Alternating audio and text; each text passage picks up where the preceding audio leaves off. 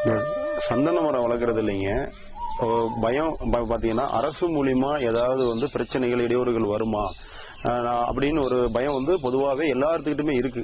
ஆனால் அரசு வந்துங்க அந்த பயமே நமக்கு தேவையில்லை. அந்த அரசு மூலியமா அரசே வந்து உங்களுக்கு பட்டா நிலங்களில் விளைநிலங்களில் நீங்கள் சந்தன மரம் வளர்த்து அதை நீங்கள் வருவாய் எடுத்துக்கலாம்னு சொல்லி வந்து அரசு ஆணை தெளிவாக பிறப்பிக்கப்பட்டிருக்குது.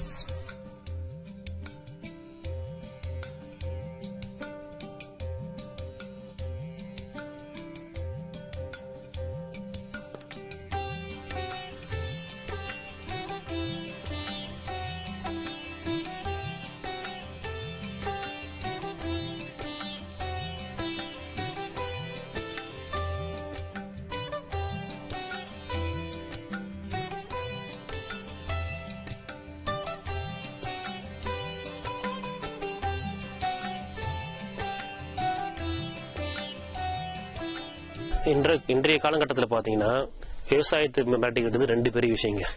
ஒன்று வந்து வேலையாட்கள் ப்ராப்ளம், லேபர் ப்ராப்ளம் வந்து கடந்த 3-4 வருஷமும் பயங்கரமாக இருக்கு. ஸோ ரெண்டாவது வந்து பார்த்தீங்கன்னா தண்ணி பிரச்சனை. நாளுக்கு நாள் வந்து பார்த்தீங்கன்னா நீர்மட்டம் கீழே போயிட்டே இருக்குது.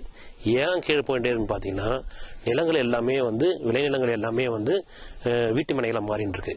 ஒவ்வொரு வீட்லேயும் ஒரு போரை போடுறாங்க. அதனால வந்து நீர் மட்டும் கீழே போயிட்டே இருக்குது. ஸோ இந்த ரெண்டு பிரச்சனைகள்னால வந்து விவசாயத்திலேருந்து வருமானம் வந்து குறைஞ்சி போச்சு. அதனால தான் பார்த்தீங்கன்னா விவசாயத்தை யாரும் இந்த காலத்தில் விரும்புறதில்லை. எல்லாருமே வந்து பார்த்தீங்கன்னா இன்னைக்கு வந்து விவசாயம்னு சொல்லிக்கலாமே தவிர அதில் வருமானம் வந்தால் தான் அங்கே இருப்பாங்க. ஸோ அதனால வந்து எல்லாரும் வந்து சென்னை நகரத்துக்கு போயிடுறாங்க. எல்லாம் வந்து ஐடி ஃபீல்டுங்க இல்லை தொழிற்சாலை அந்த மாதிரி போயிடுறாங்க. ஸோ அங்கே ஏன்னா அங்கே நல்ல வருமானம் வருது, அங்கே போயிடுறாங்க. ஸோ இந்த மாதிரி சூழ்நிலையில் என்ன பண்ணலாம் அப்படின்னு வந்து யோசனை பண்ணி பார்த்தீங்கன்னா ஒரு நல்ல வழி இருக்குது.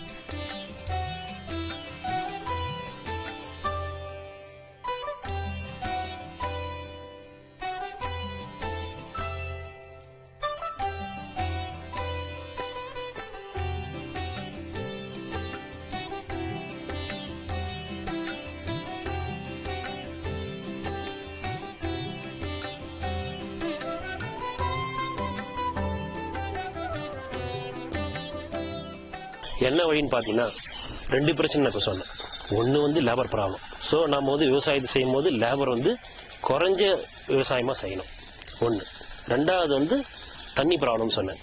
ஸோ தண்ணி கம்மியாக பயன்படுத்துகிற பயிரை செய்யணும். ஸோ இந்த ரெண்டு நோக்கத்தில் பார்த்தோம்னா என்னடா செய்யலாம் அந்த காலகட்டத்தில் பார்த்தோம்னா மரங்களை வளர்க்கலாம். சரிங்களா? மரங்களை வளர்க்கும் போது மரம் வளர்ப்போம் மழை பெறுவோம்னு சொல்லுவாங்க. ஆனால் மூணாவது ஒன்று இருக்குது. மரங்களை வந்து மழை மட்டும் வரப்போறதில்ல, பனமழையும் பெய்ய போகுது. அது என்ன மரம்னு நீங்கள் வந்து கேட்கறதுக்கு விருப்பப்படுறீங்களா? இப்போ சொல்கிறேன். நான் என்ன மரம் சொல்ல போகிறேன்னு ரொம்ப ஆர்வமாக இருக்கீங்கன்னு நினைக்கிறேன். அது வேற எந்த மரம் இல்லைங்க, இந்த மரம் தாங்க. இது என்ன மரம் உங்களால் சொல்ல முடியும் பாருங்க. இது வேற எந்த மரம் இல்லைங்க, சந்தன மரம் தான். இந்த சந்தன மரத்தை நம்ம வந்து வளர்க்க முடியுமா அப்படின்னு நீங்கள் நினைக்கலாம். இது பாருங்க, நம்மளுடைய மாடல் ஃபார்ம். இது நம்ம மாடல் ஃபார்மில் வந்து எத்தனை மரங்கள் நாங்கள் வளர்த்துருக்கோம். சரிங்களா? எல்லாருமே வந்து இந்த சந்தன மரத்தில் வந்து 30-40 வருஷத்துல தான் வருமானம் வரும்னு எல்லாருக்கும் ஒரு அபிப்பிராயம் இருக்குது. ஆனால் அது காடுகளில் வளர மரம். அது இயற்கையாக விட்டுனா அது 30 மரம் 40 வருஷம் 50 வருஷம் அப்படியே கூட இருக்கும். நாம் செய்ய போகிறது வந்து கமர்ஷியல் கேஸ்ட்ரி ப்ராஜெக்ட். வியாபார ரீதியாக சந்தன மரத்தை வளர்த்து குறுகிய காலகட்டத்தில் எவ்வளோ வருமானத்தை பயன்படுத்தலாம்ன்றதை பற்றி தான் நம்ம தெரிஞ்சுக்க வேண்டியது.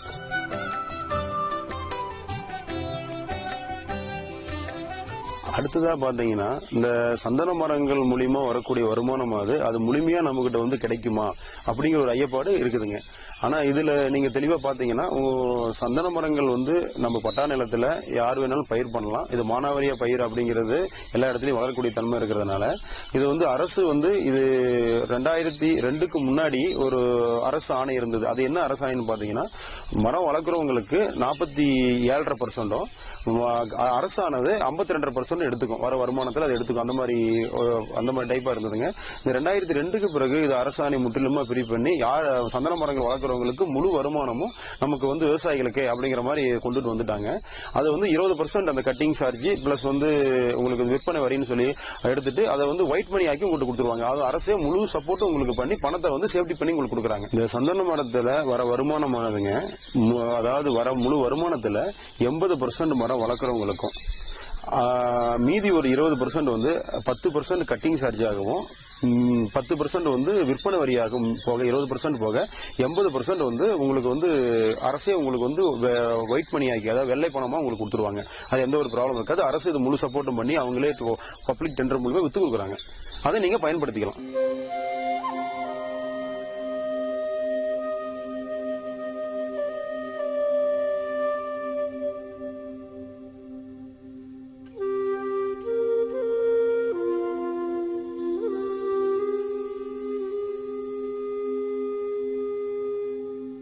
அடுத்த ஒரு பயம்னு பாத்தீங்கன்னா பாதுகாப்புங்க. இந்த பயிரை நாம பாதுகாப்பா தோட்டத்தில் வளர்க்க முடியுமாங்கிற கேள்விதான் எல்லாத்துக்கிட்டுமே இருக்கு. ஏன்னா வேற வெட்டிட்டு போயிடுவாங்க, திருடு போயிடும், நம்ம எவ்வளவுதான் பாதுகாப்பு பண்ணாலும் பாதுகாப்பு பண்ணி வைக்க முடியாது அப்படிங்கிற ஒரு பயம் வந்து எல்லாத்துக்கிட்டுமே இருக்குதுங்க. ஆனா அந்த பயத்தையும் போக்கி நாம வந்து இந்த மரங்களை சிறப்பா நம்ம தோட்டத்தில் பாதுகாப்பு பண்ணி வைக்கலாங்க. நம்ம வீட்டுல ஒரு விலை உயர்ந்த பொருள் வச்சிருக்கிறோம், அதை எப்படி பூட்டி நம்ம பாதுகாப்பு பண்ணி வச்சுக்கிறோமோ அது போல தோட்டத்தில் வச்சுங்க. அதுக்கு வேலி அரண் இருக்குங்க. 10 அடுக்கு குறைஞ்சபட்சம் பாத்தீங்கன்னா 10 அடுக்கு பாதுகாப்பு பண்ணி வச்சுக்கலாங்க. அதை நான் ஒவ்வொன்றா உங்கள்கிட்ட நான் சொல்றேன். எப்படி ஃபர்ஸ்ட் பாத்தீங்கன்னா கம்பி வேலி அப்படின்னு சொல்லுவாங்க. முள் கம்பி வேலி அமைச்சுக்கலாங்க. முதல் பாதுகாப்பு, ஆடு மாடுகள் உள்ள நுழையாம இருக்கும், அதை அமைச்சுக்கிறதுங்க. அடுத்தது வந்து அது பக்கத்திலேயே ஒட்டுனாப்புல இந்த சூடா முள்ளுன்னு சொல்லி வேலி முள் இருக்குதுங்க. அது போட்டுட்டீங்க அப்படின்னா அதை நம்ம அந்த வேலி சுத்தி நம்ம போட்டுட்டோம்னா அது போய் யாராவது தொட்டாலும் எதை பார்த்தாலும் அப்படி நம்ம ஒட்டிக்க விடாது, நம்மளே வந்து பிடிச்சிக்கும். அந்த மாதிரி முள்ளு நம்ம போட்டு அது அடுத்து 2வது பாதுகாப்பு பண்ணிக்கலாங்க. 3வது வந்து பாத்தீங்கன்னா சூரிய மின்சார வேலி. சூரிய மின்சார வேலி அந்த அடுக்கு முள் பாதுகாப்பு உள்ளேயும் போட்டுக்கலாம். அந்த வெளியிலே அந்த கம்பி வேலிக்கும் வெளியிலே நம்ம எந்த பக்கம் இருக்கோ அந்த பக்கம் நம்ம போட்டுக்கலாங்க. அதை போட்டுக்கிட்டாவே 24 hours வந்து நமக்கு வந்து கரண்ட் இருக்குங்க. அதுல இருக்கும் யாரு வந்து உள்ள டச் பண்ணாலும் சைரன் அடிக்க ஆரம்பிச்சிடும், உங்களுக்கு சைரன் அடிக்க ஆரம்பிச்சிருங்க. அதனால வந்து நமக்கு காட்டி கொடுத்துரும், யாரும் வந்து அது மீறி உள்ள நம்ம வர முடியாது. அந்த மாதிரி இருக்குங்க.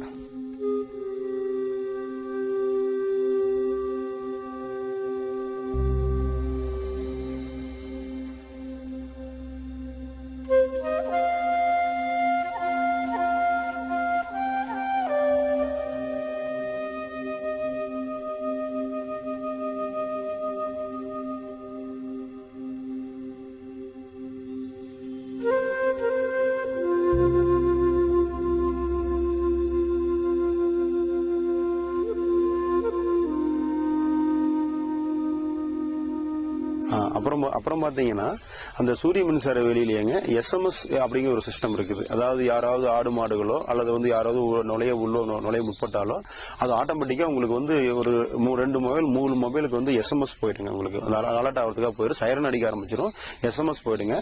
அது இல்லாம பாத்தீங்கன்னா உங்களுக்கு வந்து சென்சார் இருக்குங்க. அதாவது அந்த சேட்டலைட்லயே உங்களுக்கு சென்சார் பண்ணிடுவாங்க. உங்களுக்கு எப்படின்னா ஒரு 2 அடி 3 அடிக்கு கிட்ட யாராவது போனாவே உங்களுக்கு வந்து அதை வந்து அலர்ட் அடிக்க ஆரம்பிச்சிருங்க. அந்த அடுக்கு பாதுகாப்பு 3வதாங்க.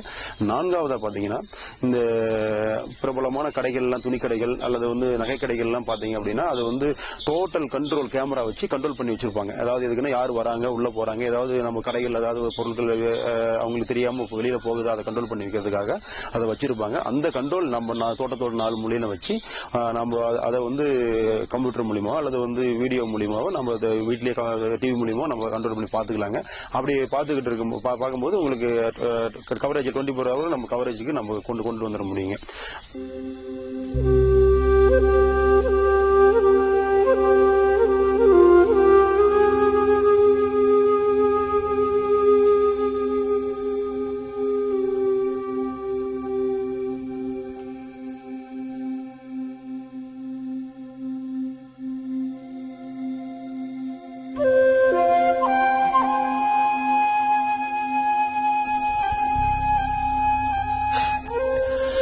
வியாபார ரீதியாக சந்தன மரத்தை எப்படி வளர்க்கலாம் அப்படின்னு பார்க்கும்போது சந்தன மரத்தில் மொத்தம் 23 வகை இருக்கு. அதில் வியாபார ரீதியாக குறைந்த ஆண்டுகளில் நிறைந்த வருமானம் கொடுக்குற மரம் எந்த வகைன்றதை நம்ம முதல்ல செலக்ட் பண்ணணும். அந்த மரத்தை நம்ம வளர்த்தோம்னா நாங்கள் சொல்கிற மாதிரி வந்து 1 ஏக்கர்லேருந்து குறைஞ்சது 3லிருந்து 5 கோடி ரூபாய் நீங்கள் ஈஸியாக வருமானத்தை ஈட்டலாம். சரி, அந்த மரம் எப்படி வளரும் அப்படின்னு நீங்கள் ஒரு கேள்வி கேட்கலாம். அதுக்கு என்ன டெஸ்ட் பண்ணுறது, மண் டெஸ்ட் பண்ணுமா, அதுனா பெரிய விஷயமே உண்மை இல்லைங்க. வேப்ப மரம்லாம் எங்கெங்கெல்லாம் இருக்குதோ அந்த இடத்துலலாம் இந்த வகையான சந்தன மரம் ரொம்ப நல்லாவே வரும். ஒரு ஏக்கர்லேருந்து 3 to 5 கோடியா அப்படின்னு எல்லாரும் வாயப்படுத்தலாம். எப்படி அது சாத்தியம் அப்படின்ட்டு. இன்னைக்கு மார்க்கெட் ரேட்டில் பார்த்தீங்கன்னா ஒரு சந்தன மரம் கட்டை 1 கிலோ விலை பார்த்தீங்கன்னா 7500 ரூபாங்க. நாம் சொல்கிறதெல்லாம் ஒரு சந்தன மரத்தை 12 to 14 வருஷத்தில் கட்டிங் பண்ணிடலாம். அந்த 12 வருஷத்தில் பார்த்தீங்கன்னா குறைஞ்சது 20 கிலோ கட்டை நம்ம அதுலேருந்து எடுக்கலாம். நான் 5000 ரூபாய் நீங்கள் கணக்கு போட்டிங்கன்னா கூட ஒரு மரத்துலேருந்து 1 லட்சம் ரூபாய் வருமானம். ஒரு ஏக்கரில் நீங்கள் குறைஞ்சது 500 சந்தன மரம் வைக்கலாம். நீங்கள் வாய் கணக்கே போட்டு பாருங்கள். ஒரு மரத்தில் 1 லட்சம்னா 500 மரத்துக்கு 5 கோடி. அதை நான் சொல்கிறேன்.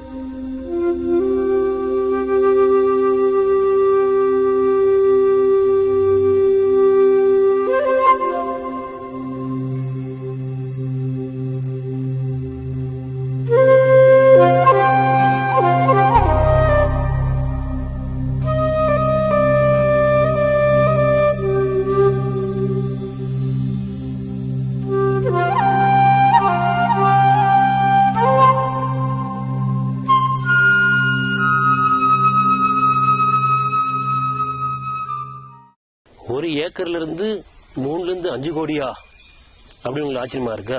இல்லை சார், அதுக்கும் மேலே இருக்குது. நாங்கள் சொல்கிறது 12 to 14 வருஷத்தில் ஒரு மரத்துலேருந்து 20 கிலோ நாங்கள் சொல்கிறோம். நீங்கள் அந்த மரத்தை அப்படியே விட்டு வளர்த்தீங்கன்னா ஒரு 15-20 வருஷம் வளர்த்தீங்கன்னா அது ஒரு மரத்துலேருந்து நீங்கள் 30 to 40 கிலோ எடுக்கலாம். அப்போ நீங்கள் கணக்கு போட்டு பாருங்கள் அது எவ்வளோ காசு வருதுன்னு. இன்றைக்கி காலகட்டத்தில் ஒரு கம்ப்யூட்டர் இன்ஜினியர் கூட பார்த்தீங்கன்னா ஒரு மாதத்துக்கு நல்ல ஒரு எக்ஸ்பீரியன்ஸ், ஒரு 15-20 வருஷம் எக்ஸ்பீரியன்ஸ் கம்ப்யூட்டர் இன்ஜினியர் கூட ஒரு 3 லட்சம் 5 லட்சம் இல்லை இந்த மாதிரி தான் சம்பளம் வாங்கிட்டு இருக்காங்க. அவரேஜாக ஒரு வருஷத்துக்கு பார்த்தீங்கன்னா 50 லட்சம் 60 லட்சம் வாங்குவாங்க. ஆனால் இந்த சந்தன மரத்தை நீங்கள் வளர்த்தீங்கன்னா ஒரு கம்ப்யூட்டர் இன்ஜினியரோட அதிகமான வருமானத்தை நீங்கள் கண்டிப்பாக ஏற்றலாம். இப்போ உங்களில் பலருக்கு நாமளும் மரம் வளர்க்கலான்ற ஆர்வம் கண்டிப்பாக வந்திருக்கோம். பட் இந்த மரத்தை வளர்க்குறது எப்படி வளர்க்குறது, அது யாருக்கிட்ட ஆலோசனை பெறுறது, அது யார் பராமரிக்கிறது என்ற சந்தேகம்லாம் கண்டிப்பாக இருக்கும். அதுக்கு நீங்கள் வேறு எங்கேயும் போக வேண்டியது இல்லைங்க. எங்களை மாதிரி 10 வருஷம் திரும்ப இந்த கஷ்டப்பட்டு தெரிஞ்சிக்க வேண்டியதில்லை. அதுக்கு தான் நாங்கள் இருக்கிறோம். இந்த விஷயத்தை தெரிஞ்சுக்கிட்டோங்க. 10 வருஷத்துக்கு முன்னாடி இருந்தே நிறைய விவசாயிகள் இந்த சந்தன மரத்தை பயிரிட்டு போட்டு வந்துட்டு இருக்காங்க. இவங்க எல்லாரையும் ஒன்றா இணைச்சி நம்ம ஒரு சங்கம் வச்சுருக்கோம். அந்த சங்கத்தின் மூலமாக நீங்கள் எல்லா விதமான வகையிலையும் பயன்களையும் பெறலாம். அந்த சங்கத்தினுடைய பேருங்க தென்னிந்திய நறுமண சந்தனம் மற்றும் மூலிகை மரப்போர் விவசாயிகள் சங்கம். இதனுடைய ஆஃபீஸ் பார்த்தீங்கன்னா எங்கே இருக்குன்னு பார்த்தீங்கன்னா 3 இடத்துல இருக்குது.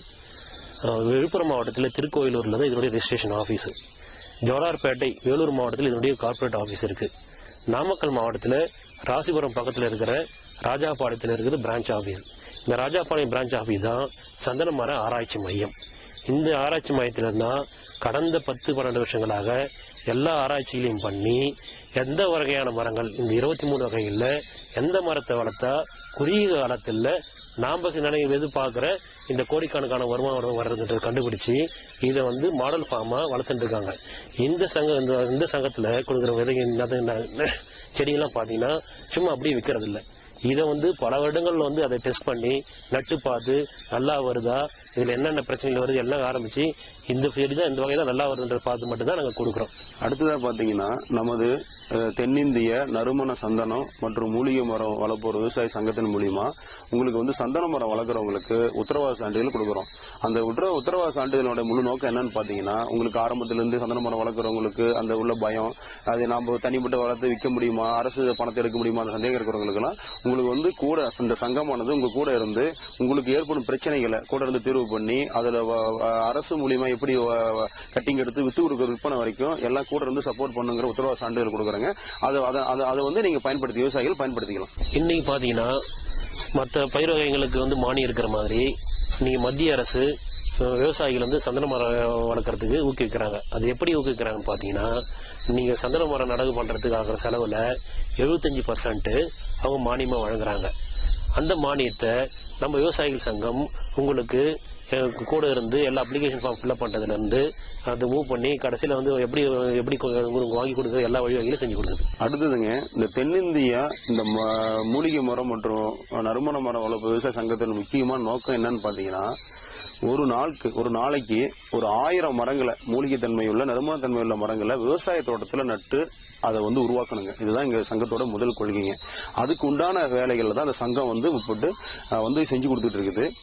கலப்பு பண்ணைங்க, அதாவது சங்கத்தோட அடுத்த நோக்கம் கலப்பு பண்ணை அமைச்சு கொடுக்குற விவசாய நிலத்துல, அதாவது ஒரே மரங்கள் இல்லாத ஒரு பயிர் செய்யாம ஊடு மரங்களா, அதாவது அடுக்கு வருமானத்தை ஈட்டி கொடுக்குறது. ஒரே காலகட்டத்தில் 5 அடுக்கு வருமானம். உதாரணம் பாத்தீங்கன்னா சந்தன மரம் வளர்க்குறோம், அதுக்குள்ளேயே ஊடு மரங்களை, அகர் மரம் வளர்க்கலாங்க, குமிழ் மரங்கள் வளர்க்கலாம், மலைவு மரங்களை வளர்க்கலாம். அதுக்குள்ள காப்பி, மிளகு, இது மாதிரி செடி மிளகுலாம் இருக்குதுங்க, வந்திருக்கு புதுசாக செடி மிளகு. அதாவது கொடியா போகாம செடி மிளகு ஊடு மரங்களா வளர்த்து அது 5 அடுக்கு கட்டமா 5 கட்டமா வருமானம் பண்ணி கொடுக்க அந்த சங்கம் வழிவகை செய்து கொடுக்குதுங்க. அது நமது சங்கமானதுங்க மூலிகை மரம், நறுமண மரம் வளர்ப்பு பயிற்சியை மாசமா நடத்திட்டு இருக்காங்க. அதை 10-12 ஆண்டுகள் அனுபவம் உள்ள rich farmer tree plantation private limited அப்படிங்கிற நிறுவனத்தை தேர்வு செஞ்சு அதன் மூலமா நமக்கு பயிற்சியை மாசம் கொடுத்துட்டு இருக்காங்க. இப்போ பாத்தீங்கன்னா இதுக்கான வழிமுறைகளையும் வழிகாட்டுதல்களையும் உங்க இடத்துக்கே பார்த்துட்டு, நேரடி பார்வையில பார்த்துட்டு உங்களுக்கு வழிமுறைகளை rich farmer tree plantation private லிமிடெட்ங்கிற நிறுவனம் உங்களுக்கு எல்லாம் சிறப்பாக செஞ்சு கொடுத்துட்டு இருக்காங்க. Rich farmer tree plantation private லிமிடெட்டுங்க கடந்த 12 ஆண்டுகளா சந்தன மரங்களை ஆராய்ச்சி செஞ்சு அதை பராமரிக்கிறதுலயும் நிர்வாகம் பண்ற அனுபவம் நிறைந்ததுங்க. எங்க company rich farmer trees plantation private limited கடந்த 12 ஆண்டுகளாக மர வளர்ப்பில் ஒரு புதிய பரிணாமத்தை நோக்கி நாங்கள் போயிட்டு இருக்கோம்.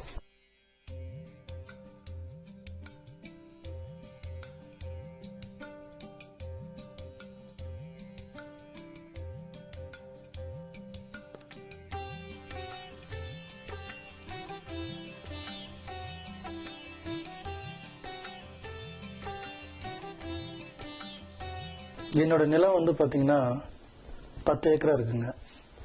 இந்த 10 ஏக்கரால இந்த மரங்களை நடவு செய்யணும் அப்படிங்கிற மாதிரி நடவு செய்ய வேண்டிய கட்டத்துல நானும் வேறு சில தொழில்கள் செய்யறதுனால நான் இதை என்னால கவனமாகவும் பார்க்க முடியாத சூழ்நிலையில நான் இருக்கேன். ரெண்டாவது இன்னைக்கு பாத்தீங்கன்னா குழி எடுத்து நடவு செய்யறதுன்னு பாத்தீங்கன்னா உடல் உழைப்பை கொடுத்து உழைக்கக்கூடிய லேபர்கள் இப்ப கிடைக்கிறது இல்லை. அது மூலியமா நான் நிறுவனத்தை நான் ரிச் ஃபார்மர் நிறுவனத்தை நான் அணுகுமுறை செஞ்சேன். அவங்க எனக்கு உறுதி கொடுத்தாங்க, சார் எல்லாமே ஒவ்வொரு கட்டத்திலயும் நாங்க உங்க கூட இருந்து நாங்க பண்ணி தரோம், நீங்க இருக்கணும்ன்ற அவசியமே இல்லைங்க, நாங்களே உங்களுக்கு எல்லா விதமான சூழல்களையும் நாங்க ரெடி பண்ணி கொடுத்து உங்களுக்கு நடவு செஞ்சு நான் உங்களுக்கு நல்லபடியா செஞ்சு கொடுக்குறேன் அப்படின்ற நம்பிக்கை எனக்கு கொடுத்தாங்க. அது என்னுடைய பெரும் சப்போர்ட்டா இருந்தது. அவங்க சொல்லும் போது பாத்தீங்கன்னா அந்த மாதிரி பெரும் சப்போர்ட்டா இருந்தது. நிறைய பேர் நாத்தை கொடுத்துட்டு என்னமோ பண்ணிக்கிட்டோம்னு நினைக்கிற காலகட்டத்துல அவங்க என்னுடைய ஒவ்வொரு கட்டத்துக்குமே எதுவுமே நெகட்டிவான எந்த பதிலும் சொல்லாம பாசிட்டிவா நாங்க உறுதுணையா செஞ்சு தரேங்கிற உறுதி கொடுத்தாங்க.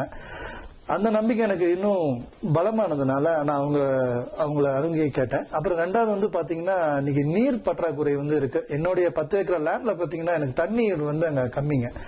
ஏன்னா விளைநிலங்கள் எல்லாமே வீட்டு மனையா ஆக்கினதுனால எல்லாம் போர் போட்டு தண்ணி நீர்நிலைகள் எல்லாம் குறைஞ்சு போச்சு. அதனால அவங்க கிட்ட அதை பத்தின விஷயங்களை கேட்டேன்.